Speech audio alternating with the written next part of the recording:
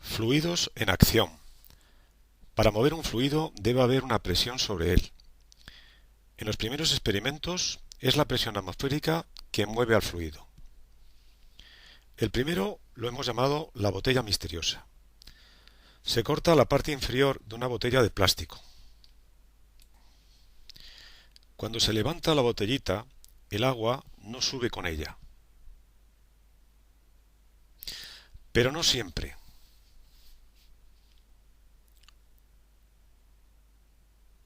Ahora sí que sube. La explicación es sencilla. Hemos hecho un pequeño agujero en la parte superior. Cuando se levanta la botellita con el agujero tapado disimuladamente con el dedo, el agua sube con la botellita empujada por la presión atmosférica.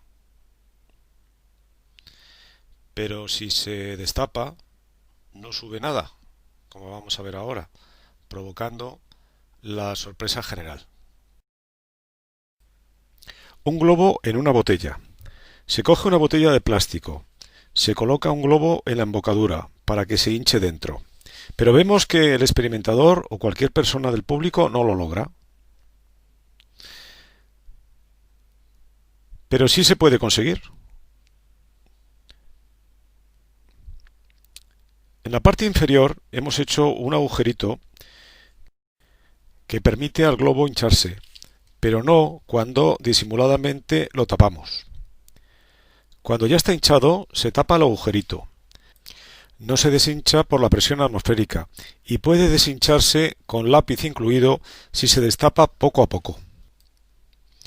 El experimento siguiente explica el fundamento de un sifón.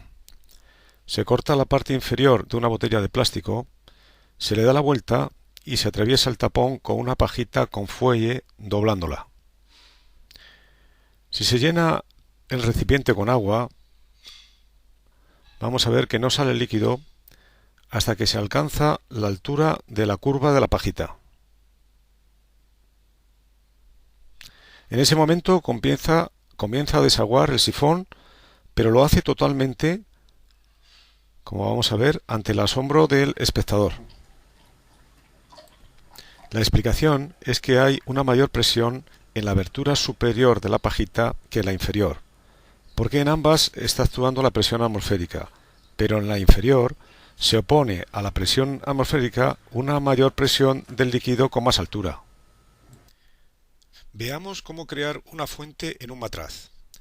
Necesitamos un matraz Erlenmeyer con un tapón horadado atravesado por un tubo largo de vidrio. Se pone un poco de agua en el matraz y se calienta hasta que hierva. Así conseguimos desplazar el aire que había dentro y llenar el matraz de vapor. Cuando se nota que sale vapor del matraz, se le da la vuelta. Entonces poco a poco se enfría el vapor de agua, llegando a un momento en que se condensa el vapor. Entonces hay un vacío parcial en el matraz, por lo que la presión atmosférica va a empujar al líquido formando una rápida y espectacular fuente. ¡Hala! ¡Se llena sola!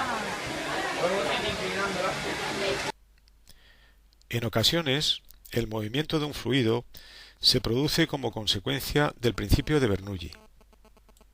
Veamos distintas demostraciones de este principio.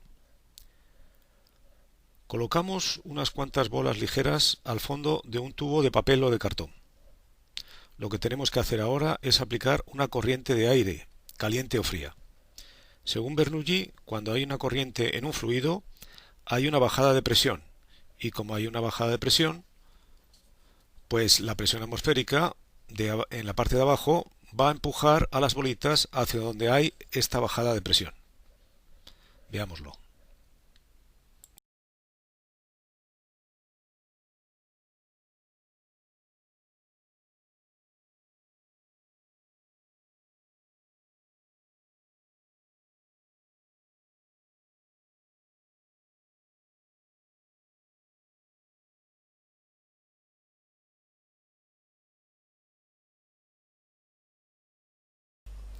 Lo que vemos es una manera divertida de demostrar el principio de Bernoulli.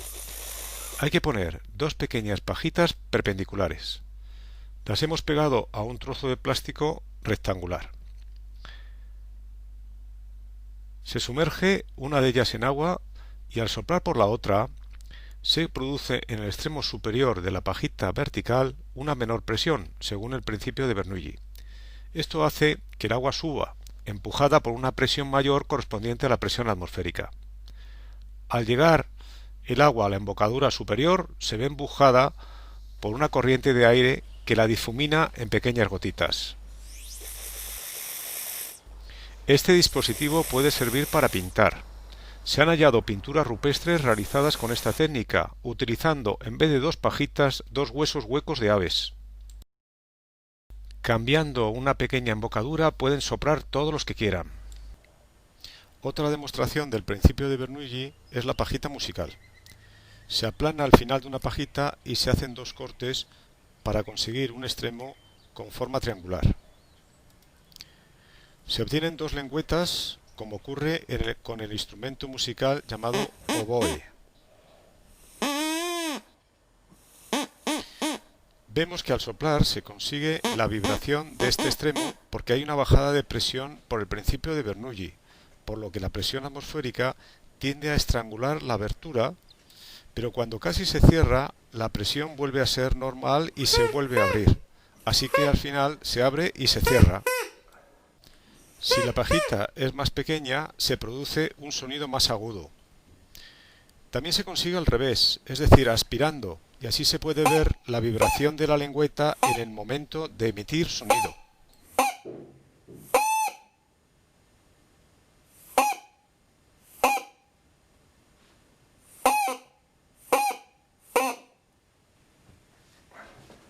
Si la pajita es larga, se consigue un sonido grave que llama bastante la atención.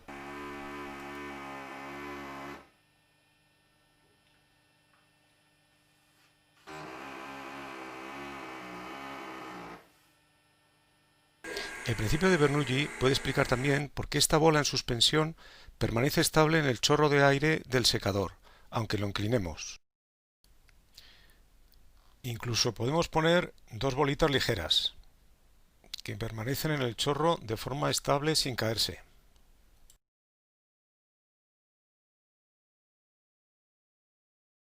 La explicación es sencilla. En el chorro del aire hay una bajada de presión. Cuando la pelota va a salir del chorro, la presión de fuera, que es mayor, empuja la bolita hacia adentro del chorro. También es espectacular poner en la corriente de aire del secador 7 globos unidos con celos.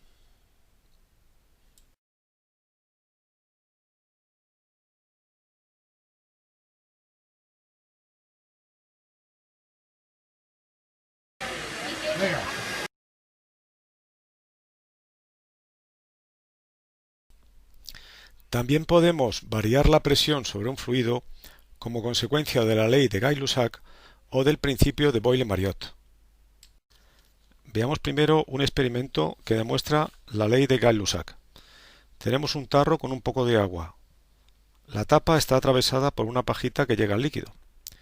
Cuando un espectador o el experimentador pone las manos en el tarro, aumenta la temperatura del aire interior y como consecuencia la presión, por lo que el agua sube por la pajita, como podemos apreciar. Poco a poco el líquido va subiendo. Es un proceso lento, pero sí se comprueba que efectivamente se cumple la ley de Gay-Lussac. Hemos graduado la pajita para que pueda servir para medir aproximadamente la temperatura.